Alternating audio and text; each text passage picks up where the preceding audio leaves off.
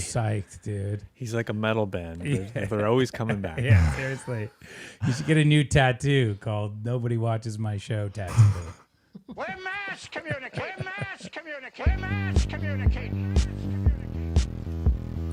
Welcome back to Touchdowns All Day. I'm your host, Max Dawson, joined in the studio by John Barber and Cloud Cord, Derek Van Scoten. Welcome back, Derek. Derek's here in the studio. We are listening to music and talking about music as we are meant to. Well, just like great. it's our job, folks. I love seeing you guys in the same room together because that can only mean one thing. You're making music. I mean, what else are we going to do? It's pretty boring otherwise just to hang out. But we went swimming today. Well, that's a thing. Yeah. We did. So, Derek, it's been way too long. It feels like a lifetime, especially in Cloud Cord's career, with all the stuff that has gone down since the last time you were on Touchdowns All Day. Totally. John, I'm getting a little bit of myself coming back. So I don't know if that's somebody's headphones bleeding. Or maybe my headphones. Yeah. I don't know how to turn you down. I got to figure that out. Can you turn me down just a touch? Maybe I can do that right here. Oh, yeah, look at that. Boo, boo, boo, boo. All right, go for it. Oh, Okay. It affects the broadcast. All right. How's that? Is that good? I don't know. I could hear a little of myself, but I'll try to screen myself out. Yeah. Because we have business to attend to. So, Derek, before we get to what you and John have been up to on this visit to Pennsylvania, I want to know what you've been up to, because you went viral in a major way in 2024, and you've been kind of, for lack of a better term, surfing that wave ever since. Right. So give everybody the lowdown. What has been going on with the surf rock mashups, all the genre mashups, which have been just blowing up on the internet since like May 2024, I guess? Well, it was a joke, I mean, I think like most great things on social media, I had no intention of it being successful. And so I was literally at a friend's house, this great blues guitarist from Austin. Her name is Jackie Venson. Here's the backstory. And she said to me, she introduced me to her carpenter. And she's like, hey, this is my friend Derek Cloud Cord. I really think you would like his guitar videos. And she goes, and he does these really funny things. Like, remember that time when you did Metallica, if they were a surf band? And I go, I've never done that, so I'm going to go home and do that. And that's what I did. Somebody thought that I did it, so I just decided to do it. And there you go. I did it as a one and done joke, and it went crazy. And then I just kind of rose to the occasion. So was the Metallica mashup the first one that you did? Metallica one was the first one. And I did the old like post and ghost, where you just like post and then you live your life. And then I came back like 3 days later and I said, wow, I have 5,000 new followers. And then it just kept building from there. So, it wasn't, somebody like asked me the other day, so like, are you a surf musician right now? And I'm like, no, it was a joke. I mean, it's like one of those things you just can't plan. So I was looking at your feed. The Metallica mashup has 172,000 likes as of now. It's crazy. It looks like number 2 was Tool, 82,000. Yeah. Motorhead, 54,000. There's a theme here, which is the metalheads definitely love the surf mashups. Right. Was it initially intended to be a metal by surf rock thing, or is it just what you've been getting the feedback from the audience and kind of going where the heat is? The initial thing was, it was a joke of like, people say surf music is just heavy metal without distortion. And so, which is what makes it so funny, right? Yes. And so, and then like another one that did well is, I was kind of running out of steam with the surf thing, and then I did make it Krungbin because Krungbin is on fire now, and I was like, I'm gonna commit to the bit. I'm gonna buy the wig. And then that was another one when I did make it Nirvana, make it Krungbin. I was actually on tour with Karina Reichman, and that was like a post and ghost. And I came back like 4 days later after the tour was over. I was like, wow, that one did really well too. That has like, I don't know, something like 70,000 likes or something. Oh my God. You never know. I mean, you kind of look like the guy from Krungbin, so Totally you are did. one wig short of looking almost like him. It really is mostly hair, right? Yes. Krungbin is like mostly hair and, you know, of course, certain sonic textures and Yeah.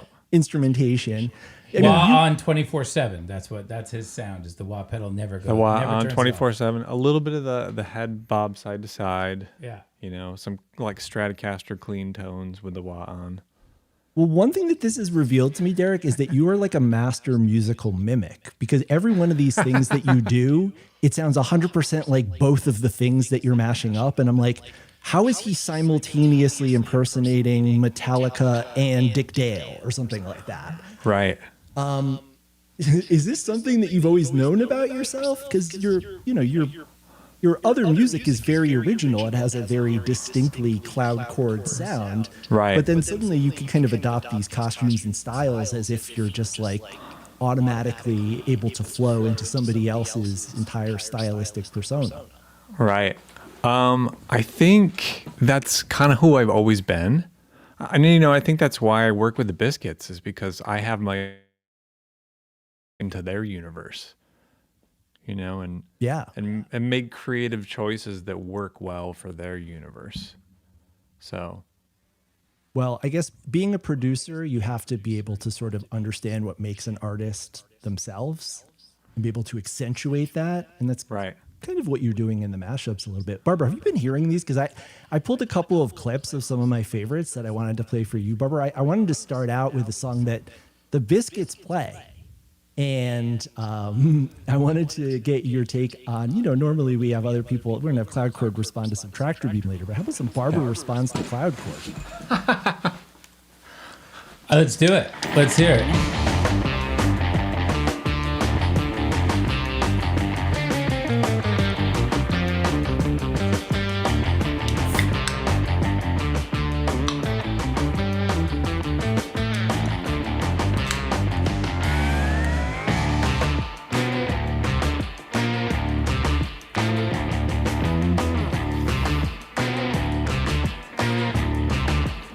Killing in the name of. It should be like killing in the name of.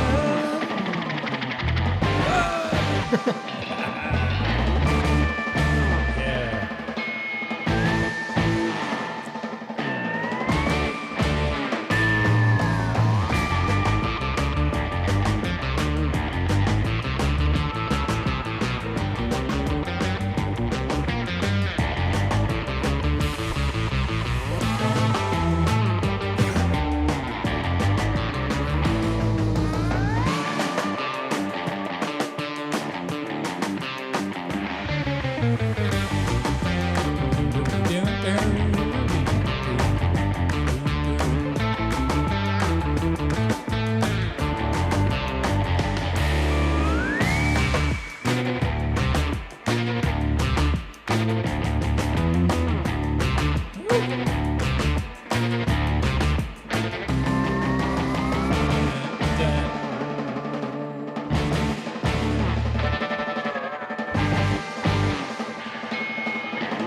So much spring reverb. I love it.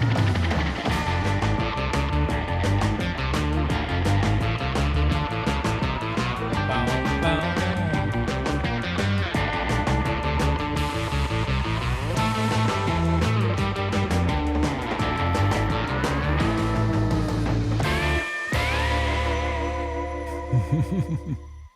Hilarious. I love that. That's amazing, dude. Hilarious, right? Barbara, I I think mean, those riffs aren't part of the song. You wrote all those riffs, right? Like you made this song kind of happen in a way. It feels like to me. Well, that was a mashup of two Rage Against the Machine songs, and What was the other one? it was "Killing the Name of" and then "Freedom." So Freedom, isn't that like a Grateful Dead song that they never play? I think you're thinking of Liberty. Oh yeah, Liberty, right? Yeah. Leave me alone. But you're also mashing it up with Wipeout a little bit. It feels like the Wipeout tees. Yeah. yes. The Wipeout tees. Barbara, first of all, Barbara, we're due for a Killing in the Name of. I mean, come on. I mean, it's the best song ever. I don't know why we don't do it every night. It's crazy. It's got to be on everybody's workout playlists. Biscuits version, original version, cloud chord version. It is one of the true great pump up songs. So, Cloudy, the Colorful Surf Crusade album came out in May 2024. What's the response been like? It's been great. It's been really great. I technically came out in November, but same year. Okay. But I pressed it to vinyl and I did a guitar tablature book too. And definitely like the best week of sales and interest I've ever had, which is wild, you know? Especially because this whole thing was a joke. You know what I mean? It's like we labor over our serious vision, and here I am. And on top of all that, I went to NAMM earlier this year. NAMM is a huge gear conference that happens in Anaheim every January. And this like group of 5 dudes came up to me in the hallway. There was a bunch of people that recognized me from this whole thing, but these 5 dudes came up. They actually looked like Biscuits fans because they all had flat brim hats on. And they're like, bro. And this guy goes, my name is Jimmy Dale. Dick Dale is my father. He would have loved your videos. Wow. Whoa. And I was like, that is the coolest. I was like, now I can go home, you know? So now Jimmy Dale and I text together all the time and we just chat about, you know, surf music and stuff like that. Pretty That's fun. amazing. You got to add him to the band, dude. That guy's got real name recognition in the scene. Seriously, I'll get better guarantees if he's a band. For sure, dude. Put him on tablas or something or whatever. Top triangle or whatever he plays. So we alluded to this a moment ago, which is your mastery of mimicry. How would you do a Biscuits version of this? Like what would you take from Barber's style if you were trying to recreate it and mash it up with the Dick Dale sound or the Wipeout sound? Like what would you take from Barber's arsenal to kind of signify Barberness or Biscuitsness? Well, you know, I've thought about this because I have worn this hat, the Austin, Texas Biscuits hat, in many videos as just a piece of eye candy that people can comment on. I think, at least from the music that I've been a part of, Space Train, it would be a slam dunk for a surf rendition. Very good. And it's largely because it just has very identifiable riffs. You know, that's the thing that makes surf music. Surf music is like the riff that people go, oh, that's a Nirvana tune. Oh, that's a Biscuits tune. Oh, that's a Pearl Jam tune, whatever it is. You know? So I actually have a slight Space Train template surf already in effect. I don't have it on me to show, but it's like on the spreadsheet of ideas. Very good. I like that. For the long-awaited Revolution in Motion remix album. The surf rock remix version. Surf Rock Revolution in Motion. Shout out to Crunk Mike. That is a great comment. Would you say you have him on speed Dale in reference to Pure comedy. I mean, look, once Just Tatum's done with his version of Revolution in Motion, then we're ready for the surf rock version of it. Yes. Yes. Surf Taxi. Yeah, I love that. So, okay, let's cut to the chase. What have you guys been working on today? Well, we're working on a song for the new album. We're listening to some vocals that I cut. We're talking about the grooves and stuff like that. So yeah, that's what we're doing. It's very important stuff. It's very, very detailed and important work. We didn't spend any time doing anything else besides that. It was 100% that. That was a great politician non-answer. I don't think I'm allowed to say right now because like people have this thing where like they go backstage for the band and then we're discussing the set list because we're the band and we do need to discuss the set list, and people get mad at us because we're gonna ruin the set list for them, and we're like, you're in our space, Deuteronomy, and And so, hey, like, what do you want me to? So I'm very sensitive to even the set list can't be spoiled. I'm very sensitive to the fans and what they really want, which is pure surprise and exuberance. Okay. Well, we'll try not to spoil anything while we're talking. I mean, that kind of handcuffs us a little bit because a lot of the questions I had were about the role that Derek might be playing in the production of the new album, which we've been talking about for the Tabla. last year and a half. He's playing tabla. He's playing tabla. He's adding the tabla solo. Yes. No recollection. It's very important. Yes. So, Derek, what I wanted to know, though, was, you guys collaborated on Research in Motion over, 2022, 2023, into 2024. It was really impressive that the band had written something like, 12, 14 new songs at that point. Yeah. There's been 17 additional Barber Friedman collaborations, some with Aaron, some with Mark, some with Alan, some with others. 17 more new songs since Revolution in Motion was released. Is that it? That seems low. Well, that's not counting some of the ones that are still in progress that haven't debuted yet, but I got the updated count from Joey. Oh, you did? Yeah. He missed a couple. He doesn't. Yeah, those are just songs that Joey's worked on. They're not songs Yes, that Joey songs. My count is higher than that. Your count is higher. Mark's got songs in there. I wanted to know, though, Derek, have you been keeping up with the band's prolific output over the last, year and a half or so? And what are your impressions of some of the new material? Great question. So I would say I've been keeping up more than my mom does, but less than Joey does. So somewhere in between. I've been tuning in actually mostly for the tractor beam stuff, to be honest, because that's kind of my original tether to the band. So I'm always curious how they're updating there. But I will say in regards to like our flow now that is a little bit different than the last round of songs is we're instead of like trying to tackle 20 pieces at a time, we're going one at a time. And I think that's actually going to make things a lot stronger. Very good. No, I was thinking how with Revolution in Motion, the space opera concept gave you a real structure. It gave you a track listing. It kind of defined the beginning and the end of the album. Right. Whereas with at least 17, probably closer to 25, 30 new songs in play since then, I think the biggest question is, what makes the cut? What's different about working, apart from the one at a time versus everything at once approach, what else is different about working on this new project compared to working on the space opera? Well, I think the benefit, so when you're doing larger bodies of work, it's almost like the conspiracy theory meme guy to where like things are connecting and you're constantly referencing other pieces. And so that could be really cool to be like have cohesive ideas, but sometimes the individual songs suffer because you're always referencing them to each other. And there's a real creative benefit to just like working on one song at a time, making them the best possible piece of music that they could be, regardless of if they live in a bigger music family with other songs or not. So I think it makes each song stronger is my answer, John, what is it when you pick up the phone, literally or proverbially, the Cloud Court hotline, and you're like, hey, we need you on the new album.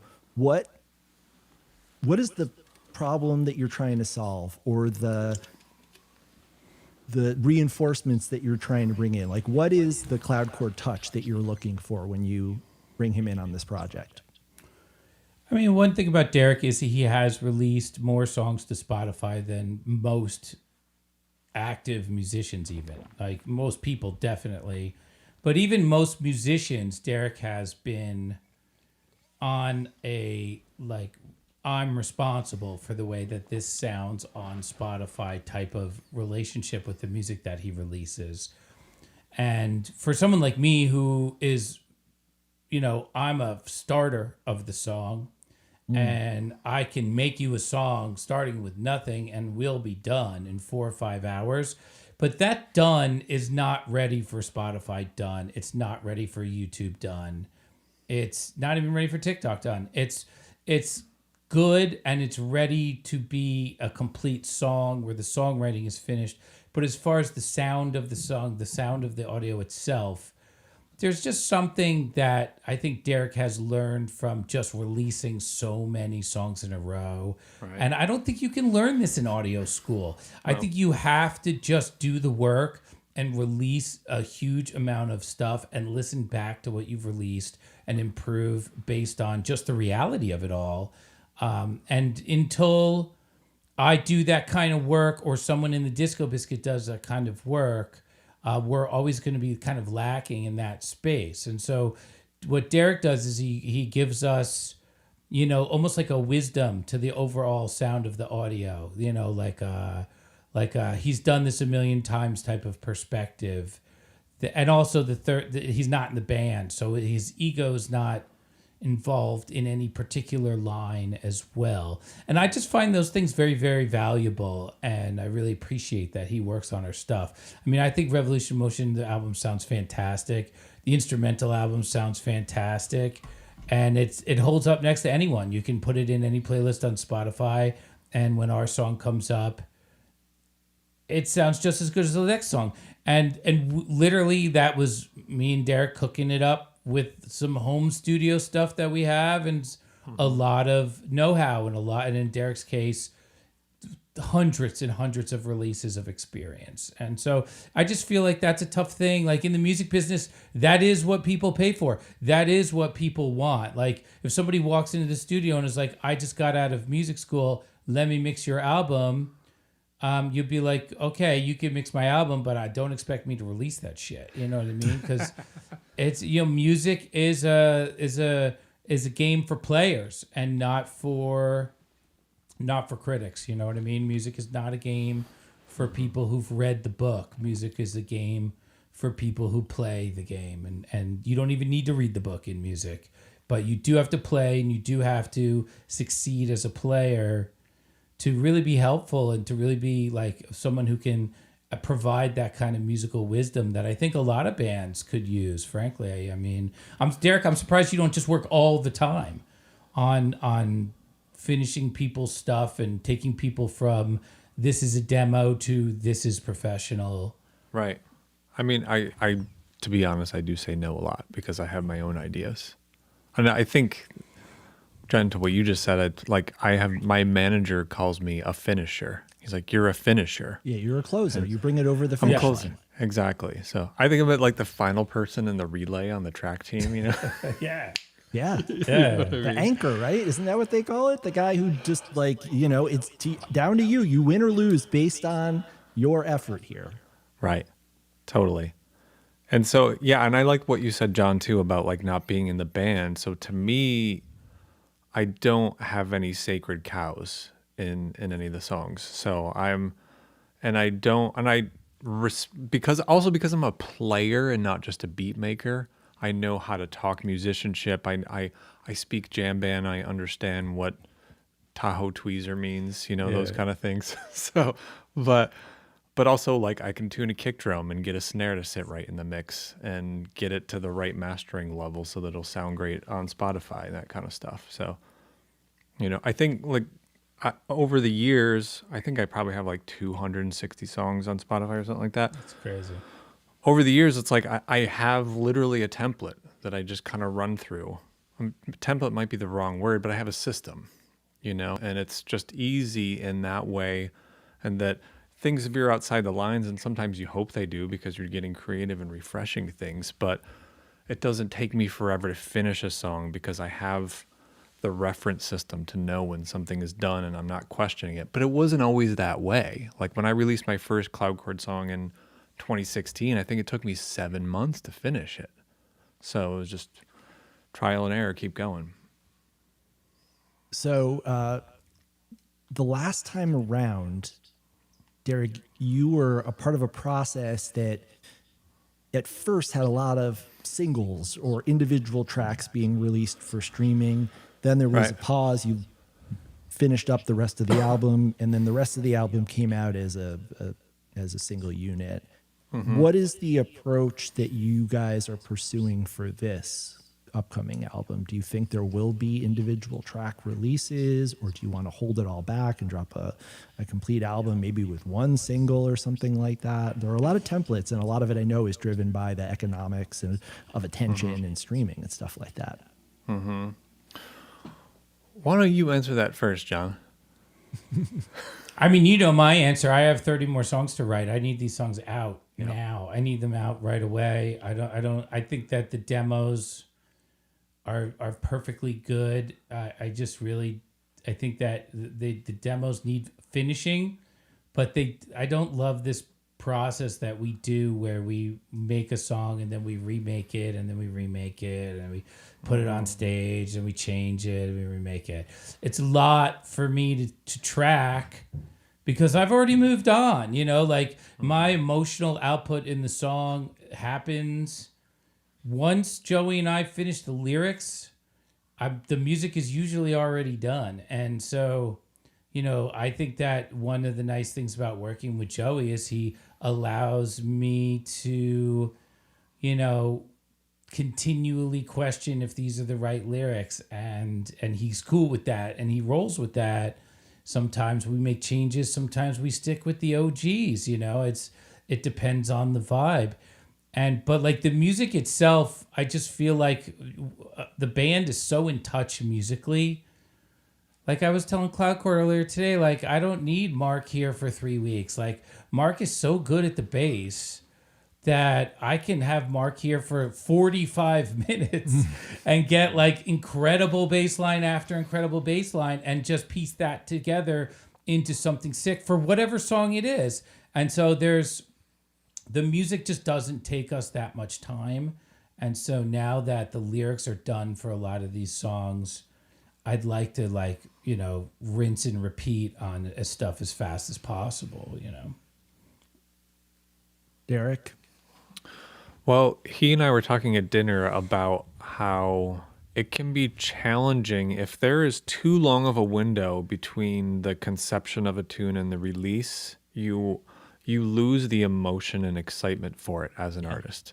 So I think as a producer, it's my job to help serve these guys to get it out in a timely fashion so that there is still excitement left, right? So I guess to answer your question, things will definitely come out singularly at first. Gotcha. Yeah, Okay. like, Because who of cares? that. I mean, honestly, who cares? Like, it's Well, we're not on some label that needs us to like open up for Benson Boone on a stadium tour across South Asia. Although we would do that. I mean, I'm sure his fans. Benson, if you're watching, please get in touch with 1111 Management, Andrew Kaplan. Think about how your fans, Benson, would love a full set of biscuits before your show every night. Like, how I'd much like would to they see love Barber that? backflip off Magner's keyboard rig. Yes. That'd be great. That's how we put a hole in the stage right there. That's how you end the tour. Who cares? Well, there are a couple hundred people watching this stream. I may have inflated that a little bit. Who care dearly, who are really excited, who have their favorite post-Revolution in Motion tracks that they want to hear. Chime in, chat. What is the new Biscuit song that you are the most excited to hear? The other question is, and challenge is, because a lot of these songs have really spent a lot of time being worked out on the road, Derek. There's no such thing as like a short ring the doorbell twice. Right. A lot of these songs, like at minimum, are like 11, 12, 15 minutes.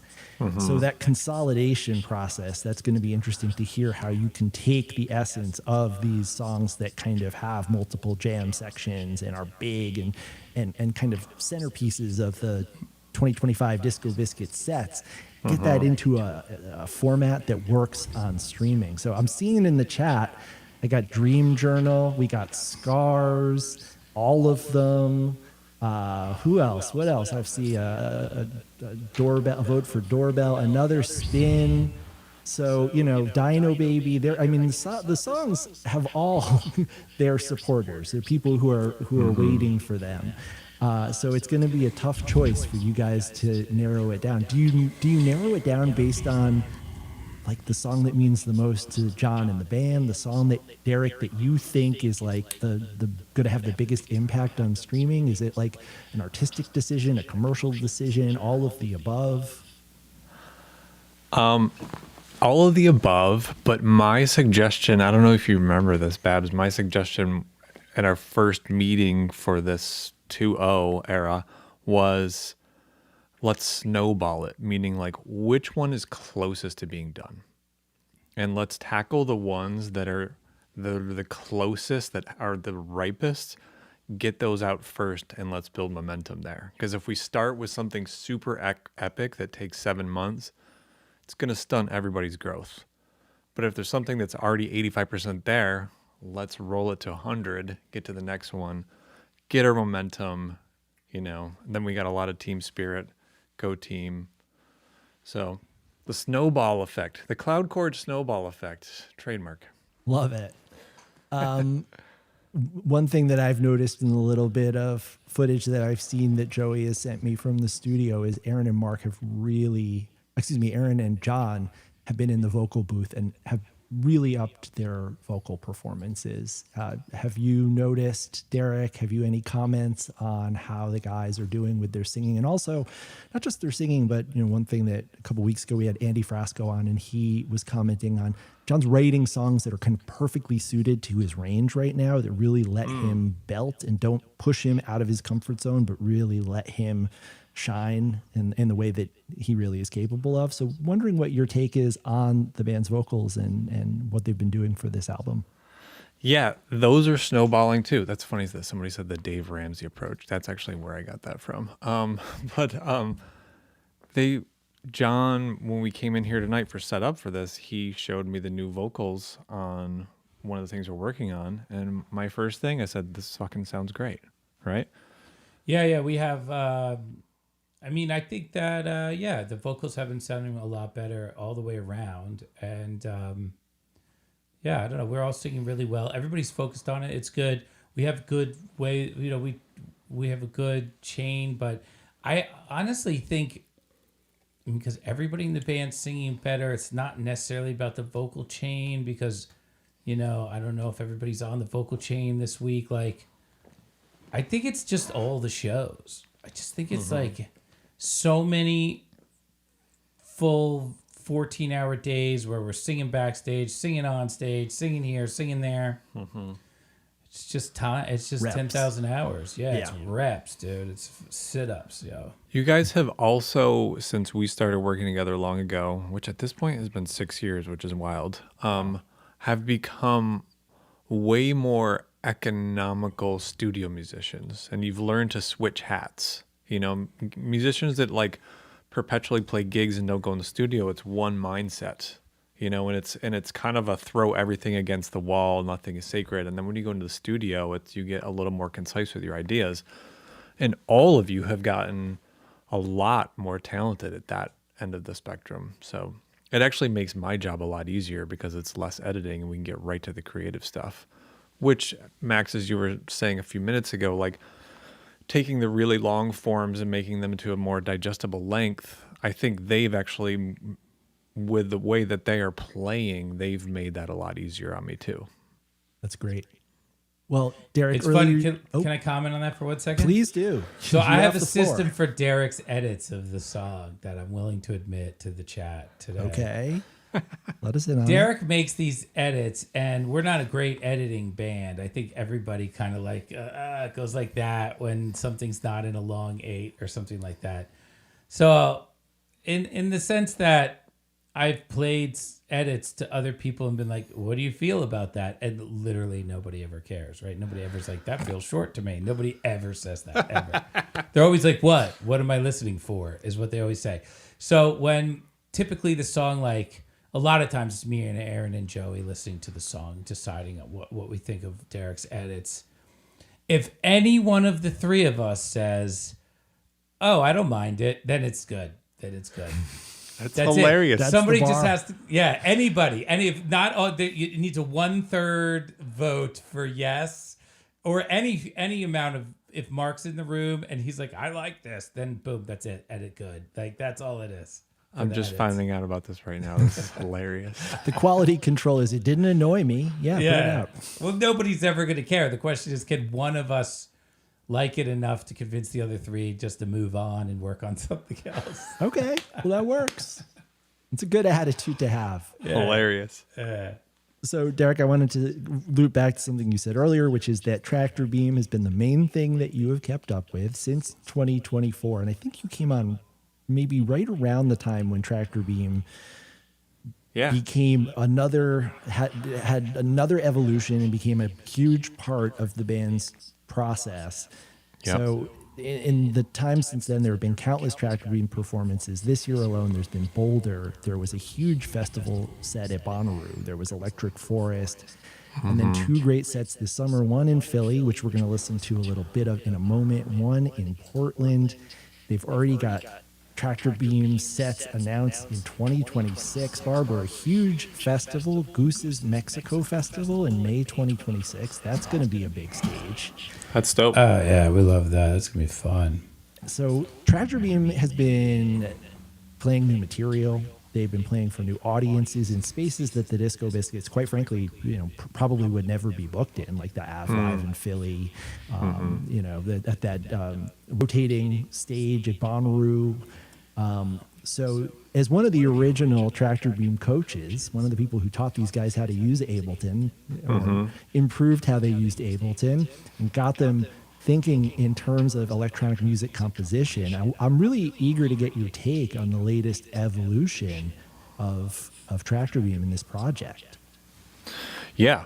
Do you want to listen to something first, or you just want my overall let's thoughts? throw something on and we can kind of talk over it. Okay, sounds good. Time for tunes. Time for tunes. Time for coming T4T. I don't know why they're not coming out. T4T. While you're loading this, I see I'm a muted. woman named Laura talked about yes, true story. About a month ago, I walked upon a homeless musician that was playing one of my songs while he was busking. What? That's crazy. Totally Really? crazy. Yes. Wow. That feels like a plant on one of those hidden camera TV shows. Did you look around and like Ashton Kutcher jumped out or something? Or It does. It was the wildest thing in the whole world. Totally wild. Were you driving by in your Lambo and they walked up to you like, what do you do for a living? And I wrote that song you're playing right now. God, I wish it was that cool. I was walking out of a Marshall's department store with some new balls for my dog for fetch. And I was so like humble. And I walked in and he was playing along with Stevie Ray Vaughan, and I was like, I'm gonna videotape this guy when I'm walking out because he's kind of ripping. And when I came out, he was playing one of my songs, "Song for the Sun," and I was like, when does that ever happen? Like, I'm not Anderson .Paak, I mean, it probably happens to him or to probably happened to Tom Petty or people like that, but not me. I just make guitar beats, so it was crazy. Awesome. I love that. It must That be a and great new balls feeling. for your I mean, dog. that's I love that. What a the great dog day. got the balls. I love the fact that you take the Lambo to Marshall's. too. Reverse neutering your dog much, Cloud Court? Exactly. Yeah, it took the Lambo to Marshall's. Exactly. He's a humble guy. Well, that must have really been a great experience. Sorry, I figured out why the music wasn't playing, and here it is. Honey, I got a great idea. Let's sew some balls back onto the dog today. See how many shoes he humps.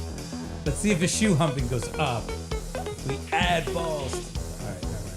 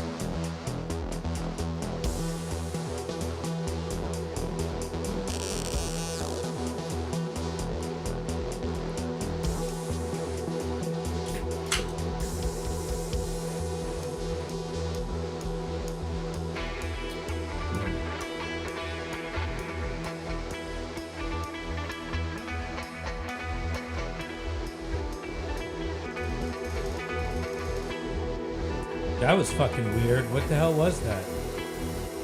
That was some of the strangest music we've ever made right there.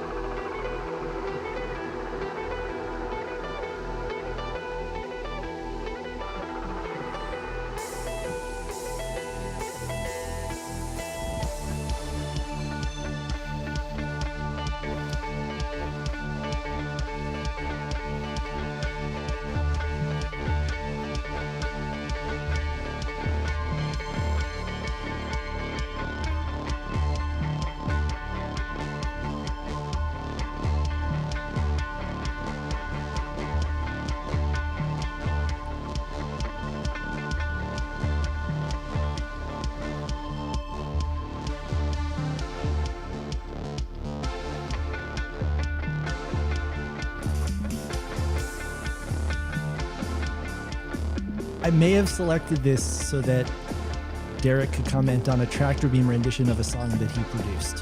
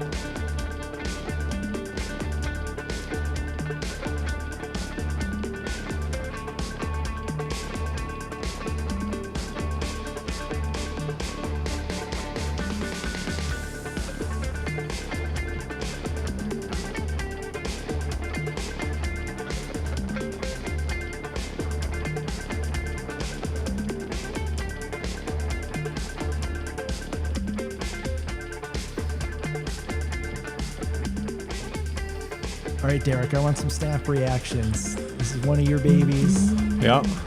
And of course, we all know the degree to which you've influenced the band in their adoption and utilization of Ableton. I'd like to hear your perspective on the band, Alan's E-drums, John's synths, Magner's layering in of the samples, Mark switching between the keys and the strings. Lay it on us.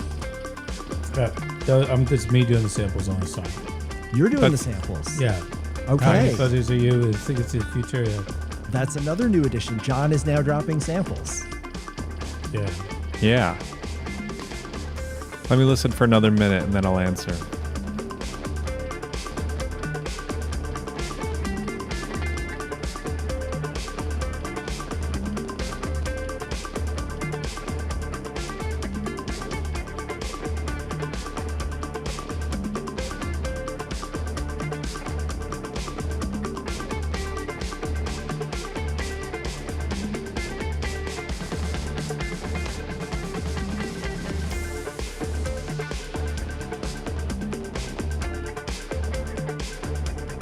So really great sound selection.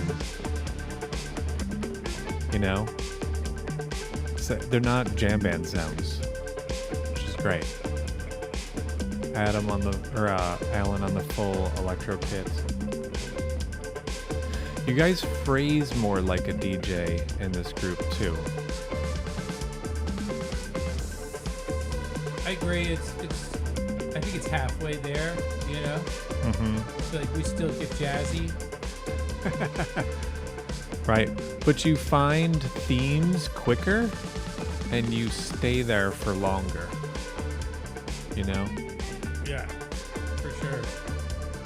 And like I tell a lot of musicians when they're getting into electronic music, sound selection and quality of transitions are the two huge hurdles for like jazz cats that want to make dance music. And so you guys have gotten pretty great at both. Because when you're in this smooth thing, like every transition, the fluidity of it keeps the dance floor full if it's smooth. You know? Yeah, and this show was very packed. So the dance floor was sweaty at this point. It's one of our sweatiest shows I've ever seen. Apparently they needed like 17 new mops to clean the sweat off the floor. It was like the whole thing we got yelled at.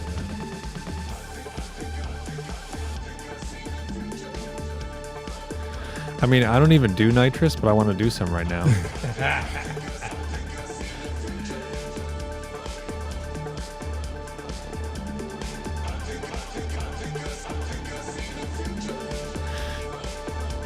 See, that's very DJ-esque right there, what you're doing with the vocal samples. I do my vocal samples in a very like hip hop way. Yeah.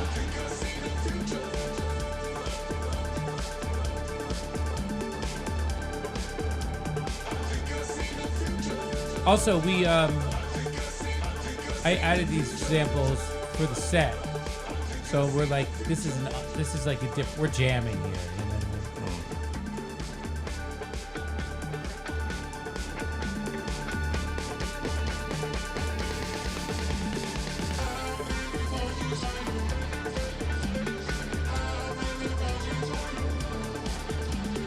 John, I don't fully still understand myself how you're triggering the samples. Are you just taking your hands off your strings and hitting a computer? Do you have foot pedals? Do you trigger it through the guitar? What's the protocol?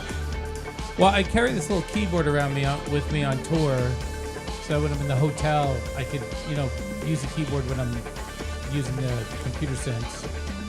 And we just put it on my amp. So it's like on the amp. You probably can't see it from the crowd, but there's a little keyboard there, and I'm just playing the keyboard. I put the samples on the keys. So like, 1970s style samplers where it's not sequenced at all. It's where the sample drops where I press the key. Sometimes you miss, sometimes you hit it. But I just like that kind of like old school way of dropping the samples because I don't really want a computer on stage. I have one, but it's not an operational computer like Magner and Alan have. They're sitting down all night. They're like in front of these devices all night. But for me, I'm moving around. I can't be at a computer during the set, So I just have a little keyboard. All my samples are on there. And I just play the samples like where I play them, like just like I would play any guitar line. It's great.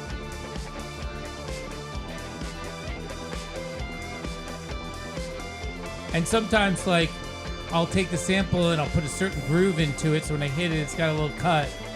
And then when we go on stage and the band starts playing the song in the middle of the set, it's not the same song. Like, the band will play a song totally differently, and then I'll have to, like, figure out how to get the sample in, and sometimes it doesn't work anymore. So it depends on, you know, everything's always changing, so you got to kind of go with the flow.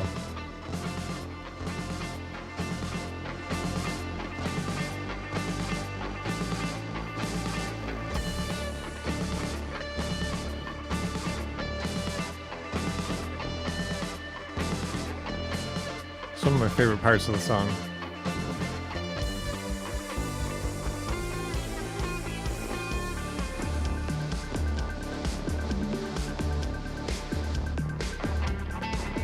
Well, I've always felt that Wormhole was tailor-made for Tractor Beam, and I was really excited to see the band put it into the Tractor Beam rotation this summer.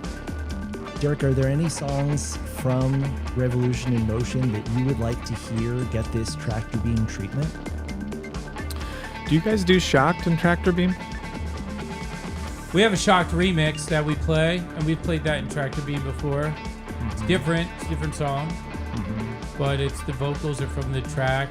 Me and Crossan made it. Crossan is a DJ from this area, and we're friends. And we made a track together. I mean, we'll probably make another one together. I'm sending him some vocals tomorrow.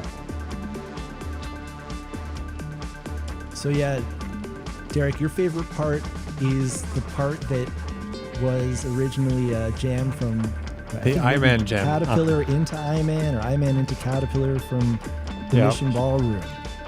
Yeah. So some real Bit of it. there. Bit of it.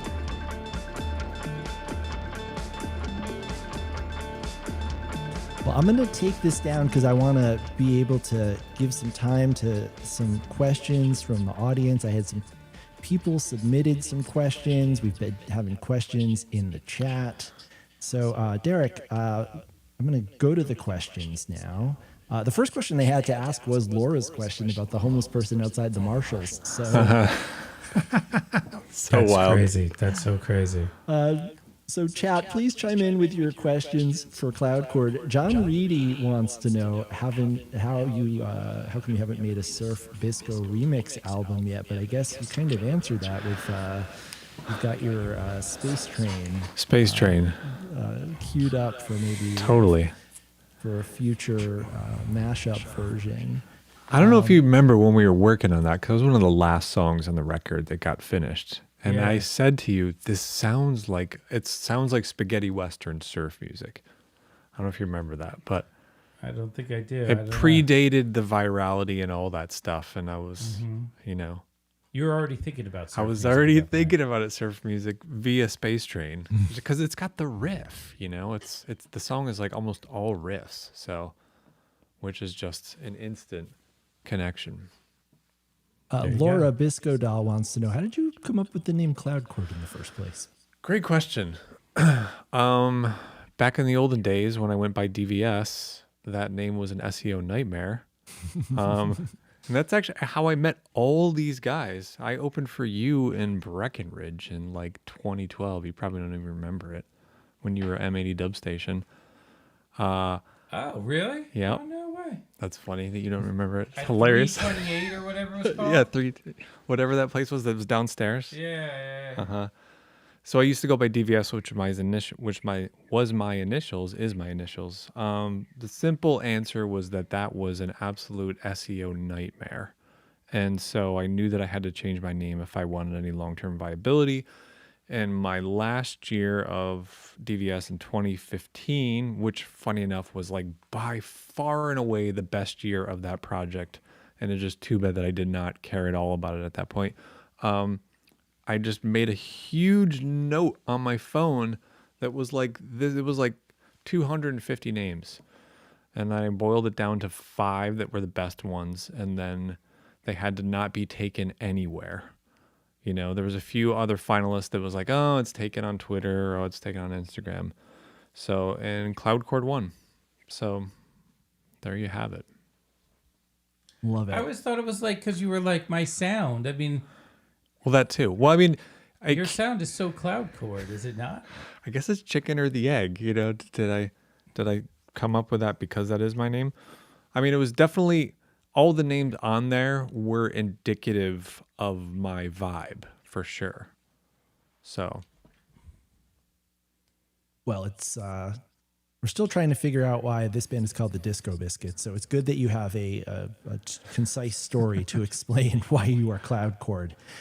A lot of these questions we've gotten to already. Emmett Callahan wanted to know if you're producing the new album and how it's sounding, which we've sort of touched on already.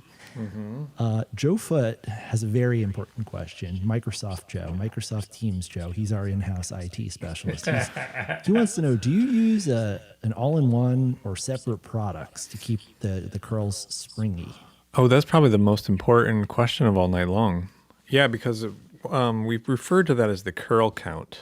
You know, Curl count, okay. Yeah, you'll actually occasionally see on comments of somebody will put in like curl count equals 4. Today we went swimming earlier, so I only have like a curl count of 2. It's almost a mono curl because we took a river swimming and that was really fun. But I do shampoo and then conditioner and then a light gel afterwards. So I guess it's a 3-point system. Okay. I like that. You guys are going to appreciate this. On Saturday, Avery and I went to a Korean spa for a Korean scalp treatment. Have you ever heard of this? Oh, God, that's fun. First thing they do, they take a camera and they put it on your scalp. And if you want to be repulsed, put a high definition camera on your scalp. You will see things that you never wanted to see. And then after that, I mean, just like your hair follicles. I mean, it's hideous. Like to see it magnified on a screen and all up close and pores and like I had a whitehead on the side of my head that I didn't know. I mean, it was disgusting. So it's not like you're missing AirPods or something like that. It's nothing. no, It's nothing weird and outer worldly. Like a doll's shoe that you ate as a child. It's not the colonoscopy thing where it's things that somehow got inside of you. It's things that are on top of you. right. But then after that, they scrub your head, they brush it, they massage it, they put the creams on and stuff like that. I don't know. I think my hair feels very clean now. It looks good. It looks good. Yeah. Yeah. So, yeah. You definitely, if we were going to give out an award for best hair of this particular podcast. Well, I mean, you I guys think you just win. won the pool. It's not a fair I think you competition. win. You were just in the pool. Derek's away from his home products. I don't know if he has an iron or a hair dryer or anything involved, but I have the advantage of being at home. I mean, look at that hair, though. It's incredible. It's incredible. Yeah, I'm thinking it's looking a little Marv Albert these days. It's looking You don't look anything like an otter at all. No. Nothing. No. Not at all. Not even in the slightest. Derek, Amanda Carson wants to know, how is Little Cloudy? Hi, Amanda. Little Cloudy, who is my daughter, is fantastic. She is now 12 and dancing up a storm. And she even has her own makeup routine these days. Amazing. So, John is now a father of a daughter. I think the term Girl dad. It's a pretty cringy term, girl dad. Yeah. But did you know that I am about to be a girl dad as well? Congrats. I knew y'all were pregnant. I just didn't know you were going to be a girl dad. So, any pointers for 2 new girl dads on What do you got what for we us? have in store? Yeah, in 10 years, limit their screen time. That's what I would say. Or even below 10 years. Like we do allotted screen time per day, and we try to be flexible parents, because you don't want to be like absolutely militant about it.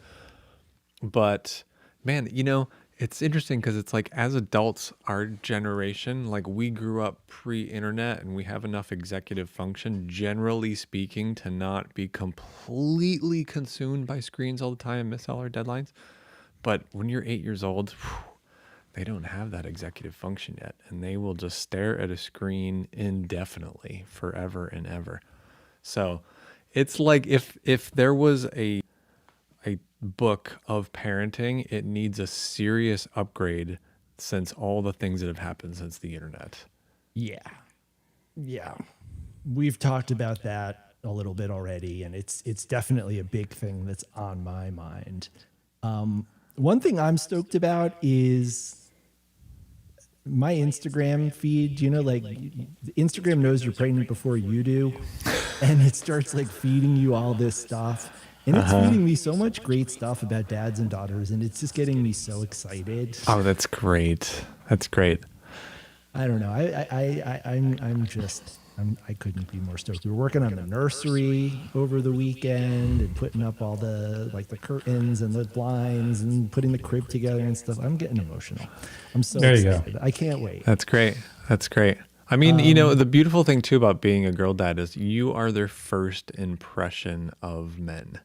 Yeah. So it inspires you to be a better person. I'm pretty stoked about that. I love this. Yes. This is a motivational moment on the podcast. Yes. I love this. This is, listen, it's not just handkerchief all moment, ripping folks. balloons and going on tour. How many fans are home right now with their home balloon set up, like with a balloon in one hand and And a child a in the handkerchief other. in the other, crying and be like, maybe I need a "We're daughter." true. We are their first men of the... It's true. Wah, wah, wah, wah, wah. It's true. That's so funny. Can we switch gears and take a hard left turn into something that may be in the most ill-advised thing that I've ever done on this podcast? But John, I've been threatening you to do this for a while. Let's do it. It's a new segment that I want to call This Week in End Times. Yes. Yes. This week in End Times.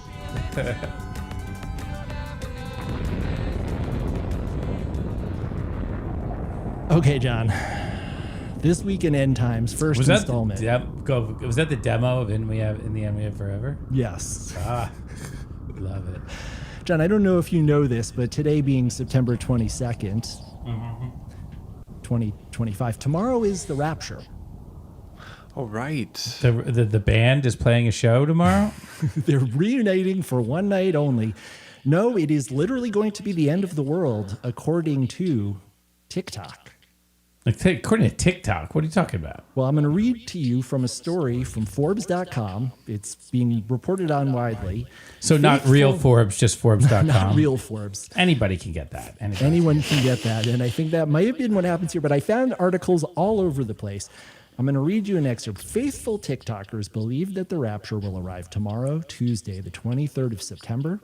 The specific date came from Joshua Malakela, a South African pastor who claims that he saw Jesus in a vision returning to the world on Rosh Hashanah. Please leave us out of this. New Year in Judaism. In an interview. Wait, the Jews don't even believe in Jesus. Why would he come back on a Jewish holiday? Well, he was Why did he come back on Halloween dressed as Bob Ross, the painter? For Easter. Isn't that what's supposed to happen? Yeah, or Easter. Yeah, stay on message. Why don't He's on like, I already brand. did Easter.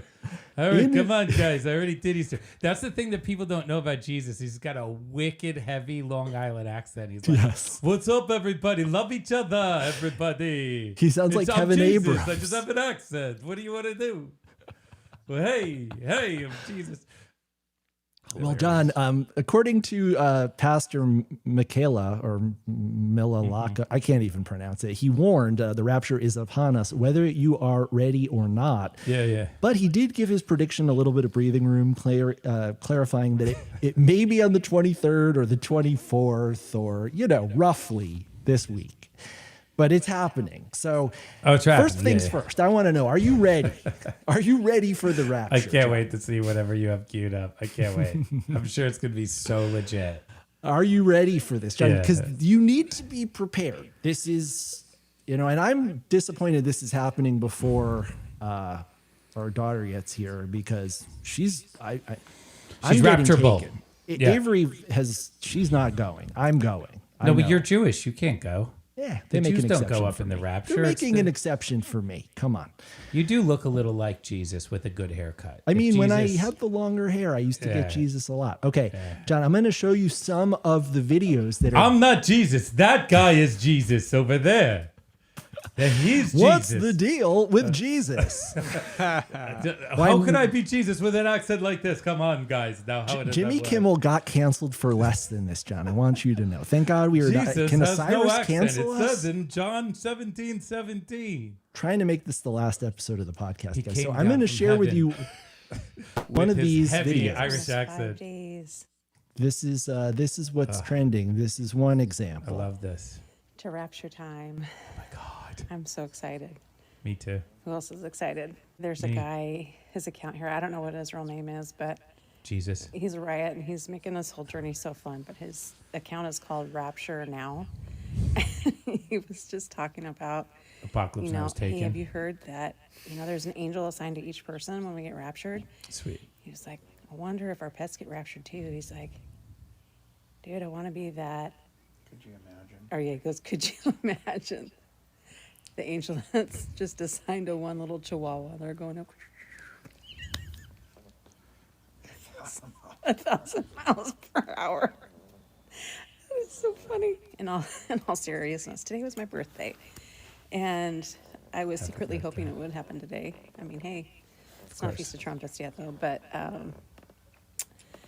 my next birthday will be a heavenly one. How exciting is that? But we're just sitting outside under the stars and under the lights, just having a cup of tea and just thinking about what the next few days hold. We're thinking about that 3 days of darkness and the rapture on Tuesday. The Rapture on Tuesday. That should On be the name Tuesday. of your autobiography, Max.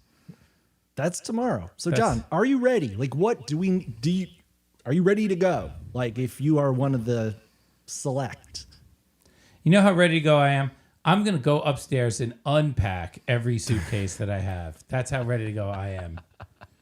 These humans are just like apes with shavers, right? Like, imagine if a chimpanzee walked up to you and was like, "Isn't the rapture tomorrow?" You'd be like, shouldn't you be in the zoo? Like, there's no predicting the rapture. This is crazy. This is crazy.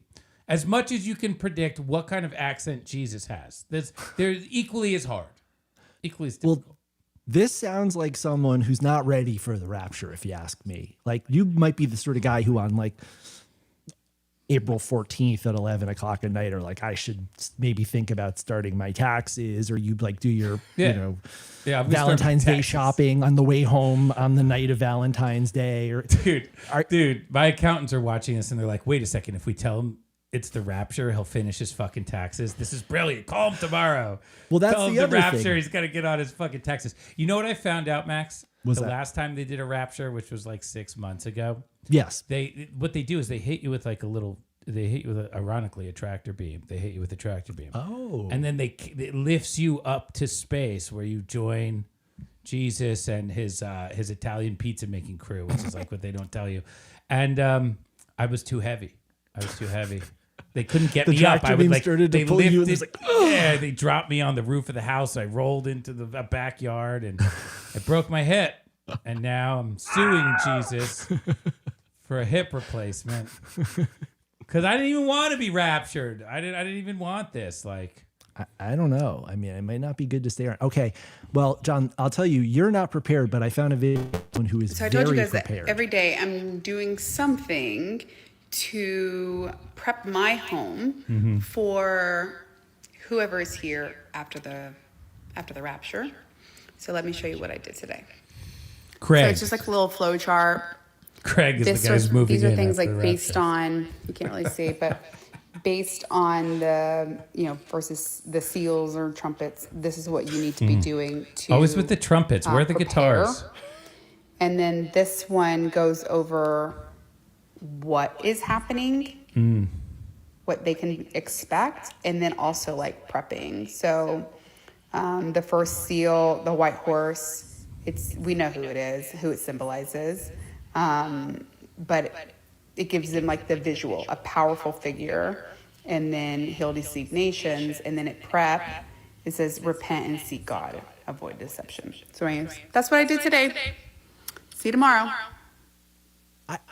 I feel like you should be also leaving like what's the alarm code, which remote control does the TiVo and the Right. cable box. Seriously. Set the thermostat Seriously. to 74. Believe me, it'll get cool enough. Or like, there's that burner on the oven that's not that good. Like those are the things that I would be leaving behind if I was going to be raptured. Seriously, like none of these people who are raptured have any concern about anybody else who's left on Earth. They have this thing where they're like, I'm going, and here's my list, and you guys are going to be stuck watching Alabama, Georgia this weekend in hell. And it's just like, what are you guys... Can we just decide for a moment that the religion thing is not working out so great? Can we just decide that the different religious groups all have their insanity, and all of their insanity is on full display right now, and all of it is bad? Can we ask ourselves a question? Why would God want to rapture these fucking people? What's God get out of this? God has pinball machines that don't need quarters. What is the point of bringing these psychos to heaven? Well put. You know what I mean? Like, what do you need these people for? They're all crazy, and they're all doing all sorts of insane things in the name of this God. What are we talking about? What's the deal? What's the deal with Jesus? Oh my God, man! There's religion right now is having a come to Jesus, lack of come to Jesus moment. We need a real come to Jesus moment for worldwide religions. China has never looked so stable and wonderful. That's all I gotta say. Are you on the payroll of the Chinese Communist Party? Every episode, you're talking about how China has it all figured out. I watch these videos of Chinese people dissecting Western culture, and I just find them hilarious. That these guys are like, they believe all the conspiracy theories. Now, it is worth it to say that very few conspiracy theories that are somewhat credible ever get disproven. In fact, most of them seem kind of right. So it's hard to decide which is which and what is up and what is down. And these Chinese guys on YouTube, they believe all of it. And they just are like, look at what these people are doing. And they just basically, they're not a religious ethno state. And all the crazy shit that's going on in America and in the Middle East and in Europe and in Ukraine, it's all religious ethno state based. Mm-hmm. And it just doesn't seem like religious ethno states are good. I mean, frankly, it's been a couple of years of religious ethno states looking a little crazy. It's not like the world's bad. It's just kind of the religious ethno states are like, can we make this worse? Let's try, and they put their best effort into it, and they're very smart and they're very crafty. And they do a lot of interesting things to make the world literally a worse place. And their whole thing is God's going to come down from heaven to see all this bullshit that we're doing. And I just feel like God's up in heaven like, what are you guys doing, God, please? Like, come on. You guys were so close to heated trampolines. You were so close. You don't even know how great a heated trampoline is. You guys were right there. I had it planned out for you guys. Somebody invents the heated trampoline, and then it goes everywhere, and everybody's warm and trumping up and down. Nobody works anymore. Most of the time when I'm on a trampoline, I'm thinking, this is great. Except it's a little but cold. I'm a little chilly. Hilarious. You know what I mean? I don't know. I don't know what to say. I'm so far like down all the rabbit holes that it doesn't even affect me anymore. I literally don't care about any of it anymore. And people come up to me, and I see where they are on the spectrum of the rabbit holes, where somebody's here, somebody's pro this, next day they're anti this, the next day it's just, and it's everybody in the world is on this. And and I'm just like, at this point, I'm just like, oh my God, I know where you are. I get it. I was there in May. Welcome. you'll be where I am in a couple of months, thinking about heated trampolines and making beats with Maestro over here. Well, everybody has one, I think, that they believe in. I'm starting to become more and more convinced that all the late 60s assassinations were CIA, mafia. 100%. Have you ever read Devil's Chessboard? Just read that book and just tell me that book is wrong. Tell me No, I it's wrong. haven't read that, but Yeah, dude, read that book and then tell me that every single assassination is not motivated on some just landowner versus other people type of thing. yeah. Cloudy, any conspiracy theories that you find yourself believing in? Well, I believe in aliens because I've seen aliens. So I don't know if that's a conspiracy or just a real life experience. Granted, I was on a ton of psilocybin, but I was with 5 friends and we all saw the exact same thing. Yeah, isn't that weird? And then on ketamine, everybody sees those like little aliens. I thought that was Whatever. DMT. Oh yeah, DMT, whatever one it is. The elves. Yeah, everybody sees the elves, right? Yeah. So I'm starting to think more and more that we're in a simulation because it just seems like people are so able to be swayed in their opinions from just common decency and it's crazy how somebody can have a mental thought that sways them completely off of common decency, and that happens everywhere in the world right now. And and I feel like I don't know what to say. It's just it's hopefully the jam band scene can survive this moment of the simulation where the world goes batshit crazy. But I do know in the history of world wars, music has been severely hobbled multiple times. I mean, if you have studied composers of the world, you've noticed that you have Sibelius types in the world wars, and the music gets very moody and very atonal and not very good because everybody is more worried about the fact that they can't have a normal life because some tyrant somewhere thinks that they own everything and everybody else can die, and that's I've never been one of those tyrants. I don't know. Is it fun? What's the draw? Like why do people do it? I don't know. I've never I don't get to live that life, I don't think. So we'll see. Maybe the next time around I can come back as a really, really aggressive dictator type and see what that's like, because everybody seems to be so into it. Everybody seems to be so hip and into this idea of just destroying things for money and for whatever power that they have, and it's disappointing to watch. You get disappointed in the human existence. Yeah. Well, I think that's as good a place as any to leave it. I'm going to play the bumper one more time just because I made it, and so it's a good outro. Oh, no, I can't. What's going on? I think it'd be hilarious if Jesus came down and he was just pissed at everybody, and then he did a really heavy accent the whole time and was just trying to sell something really dumb to society, like a trampoline or something just really stupid, and people are just who is this guy? What is, I get it. People love Jesus. I'm not saying anything against the guy. I mean, No, he's great. I went to a school that was built by Jesus, I guess, or by monks. And I learned a shitload from those guys. And I really appreciate the fact that they built that place because it was fascinating, all the stuff that they taught me. So that was great. So there's positives to this all over the place, but there's got to be some, there's got to be some twist that nobody's thinking of. And I don't think that I don't even think people can predict the twist, even in the biblical times. But I definitely don't think somebody can pick the day down to the hour of when this rapture thing that nobody even knows really what it is happening. So you don't think that the world is going to end tomorrow? I think that all thin people are going to disappear off the planet tomorrow. Yeah. So Cloudy, I'll see you, buddy. Max, I'll see you. I'll be doing this podcast next week alone with thanking God for Cheetos and the cereal with the sugar on it. You know what I mean? The mini wheat, the sugar on the one side.